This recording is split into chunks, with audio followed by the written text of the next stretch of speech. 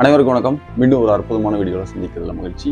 நிறைய பேத்துக்கு ஒரு சந்தேகம் இருக்குது. என்னென்னா, நான் ஈர்ப்பு விதியை ஃபாலோ பண்ணுறேன் சார், இல்லை நான் டெய்லியும் பிரார்த்தனை பண்ணுறேன் சார், நான் டெய்லியும் ஒரு அஃபர்மேஷன் நான் பண்ணுறேன், நான் என் மைண்ட் செட்டை நான் ஷார்ப்பாக வச்சுக்கிறேன். இப்படி நிறைய பயிற்சி முறைகள் இன்றைக்கி விளக்கப்படுது. அதை சார்ந்த நிறைய புத்தகங்கள் இருக்குது. இது எல்லாமே பயன்படுத்தியும் எனக்கு ஒரு குழப்பமாக இருக்குது, எனக்கு தேவையான ரிசல்ட் வரல அப்படின்னு நிறைய பேத்துக்கிட்ட ஒரு மனநிலை.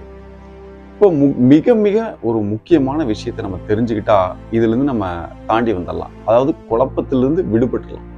என்ன அப்படின்னா, த லா ஆஃப் அபண்டன்ஸ் அப்படின்ட்டு இருக்கு. அதாவது எத்தனை விதிகள் இருக்கோ அத்தனை விதிகளுக்கும் மேலான ஒரு விதி அப்படின்னு கூட நம்ம அதை சொல்லலாம். இது பெருஞ்செல்வ விதி அப்படின்னு கூட அழைக்கப்படுது.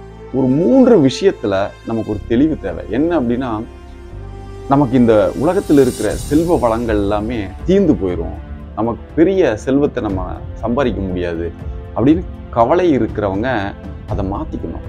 ஏன்னா இந்த இயற்கை ஏராளமான தாராளமான செல்வ வளங்களை உள்ளடக்கியது. யாருக்கு எவ்வளவு வளம் வேணுமோ அத்தனை வளங்களும் அவர்கள் சென்று எடுத்துக்கொள்ளலாம். அத்தனை பேத்துக்குமே வாரி வழங்கும் ஒரு மாபெரும் சக்தி. இரண்டாவது பார்த்தீங்கன்னா, இந்த வளம் என்னைக்குமே தீர்ந்து போகாது. ஒருவேளை தீர்ந்து போகிறதுக்கு உண்டான ஒரு சூழல் ஏற்பட்டாலும் கூட தேவையின் அடிப்படையில், அதாவது மனிதர்களுக்கும் இந்த உயிரினங்களுக்கும் இந்த பூவுலகில் வாழும் அனைத்து உயிரினங்களுக்கும் தேவை அப்படின்னு வந்துச்சுன்னா இந்த இயற்கையை உருவாக்கி கொடுக்கும். இதை பற்றி நம்ம ஏற்கனவே சயின்ஸ் ஆஃப் கெட்டிங் ரிச் எபிசோடில் நிறைய விஷயங்களை நம்ம பார்த்துருக்கோம். அப்போ இந்த இயற்கையில் இருக்கக்கூடிய வளங்கள் என்னைக்குமே தீர்ந்து போகாது, அளவற்ற செல்வம் இருக்கு, அது எப்பொழுதுமே வாரி வழங்கும் அப்படிங்கிற அசராத நம்பிக்கை நம்ம கிட்ட வேணும். ரெண்டாவது இந்த லா ஆஃப் அபண்டன்ஸ், அதாவது பெருஞ்செல்வ விதி என்ன நமக்கு எல்லாமே சொல்லி தருது அப்படின்னா, இந்த விதிகளில் ஈர்ப்பு விதி இதுக்குள்ள இருக்கு, செயல் விளைவு தத்துவம் இதுக்குள்ள இருக்கு, மாபெரும் உழைப்பு, அதாவது நீ எதை தருகிறோமோ அதை பெறுகிறோம் அப்படிங்கிற மாதிரி சில தத்துவங்கள் இதில் இருக்கு, மிகப்பெரிய அறிவியல் நியூட்டன் லா இதுக்குள்ள இருக்கு.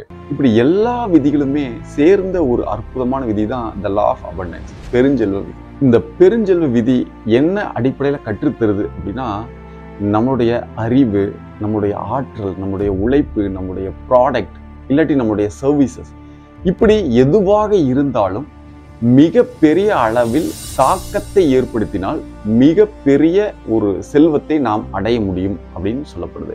இப்போ நம்மக்கிட்ட ஏன் செல்வம் வரல அப்படின்னு ஒரு கேள்வி நமக்குள்ள நம்ம கேட்டுக்கிட்டோம்னா அதுக்கு பதில் இந்த 5 இருக்கு. அப்போ பெருஞ்செல்வம் வரணும் அப்படின்னு சொன்னா இந்த 5 விஷயங்கள், நம்மகிட்ட இருக்கக்கூடிய அறிவு, நம்மகிட்ட இருக்கக்கூடிய ஆற்றல், உழைப்பு, இல்லை நம்ம ஒரு ப்ராடக்ட் இல்லாட்டி சர்வீஸ், நம்ம ஏதாவது ஒரு சேவை செய்வோம் இல்லையா, அந்த மாதிரி சர்வீசஸ், இப்படி எதுவாக இருந்தாலும் அது பல கோடிக்கணக்கான மக்களின் மனதில் இடம்பெற்று விட்டால், தாக்கத்தை ஏற்படுத்தி விட்டால் நம்ம நிச்சயமா மாபெரும் செல்வந்தான் ஆகிவிடலாம் அப்படின்னு தான் இந்த விதி சொல்லுது.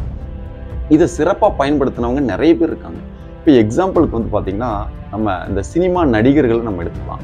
இவர்கள் ஏன் ரொம்ப அதிகமாக சம்பாதிக்கிறாங்க அப்படின்னு பார்த்தோம்னா, பல கோடிக்கணக்கான நபர்களின் மனதில் இவர்கள் தாக்கத்தை ஏற்படுத்தி விடுகிறார்கள். அதனால இவங்க நிறைய சம்பாதிக்கிறாங்க.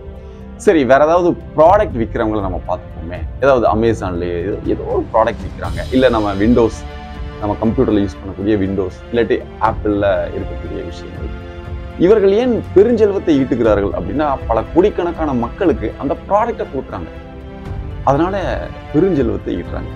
இதுதான் அடிப்படை. சரி, இந்த பெருஞ்செல்வ விதியில இந்த இயற்கை விதிகள் அனைத்துமே இதுல இருக்கு. இப்போ எக்ஸாம்பிளுக்கு பார்த்தீங்கன்னா, ஏதாவது ஒரு செயல் செய்வீங்கள, அதுல நோக்கம் இருக்கும். எனக்கு இதுதான் தேவை அப்படிங்கிற பட்சத்துல ஒரு பெரிய நோக்கத்தை வச்சுதான் அந்த எந்த ஒரு செயலுமே நம்ம செய்வோம். அப்போ அதுல ஈர்ப்பு விதி அடங்கிடுது.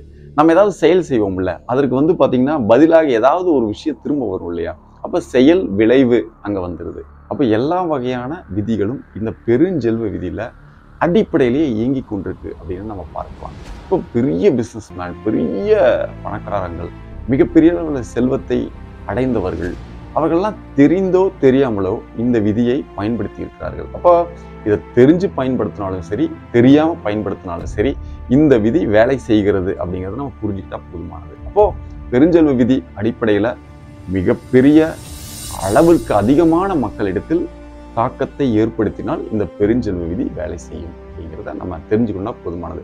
சரி, இன்னும் ஸ்டெப் பை ஸ்டெப் கைடு இப்போ பணம்னா என்ன, எப்படி எமோஷனலாக அதை நம்ம ட்ரீட் பண்ணுறது, எப்படி லா ஆஃப் அட்ராக்ஷனை மிகச்சரியாக பயன்படுத்துறது, எப்படி நம்ம ஐக்கியூவையும் பயன்படுத்துறது, இது எல்லாமே இந்த 3 Qs ஆஃப் மணி அப்படிங்கிற கோர்ஸில் உங்களுக்கு கற்றுத்தரப்படுகிறது.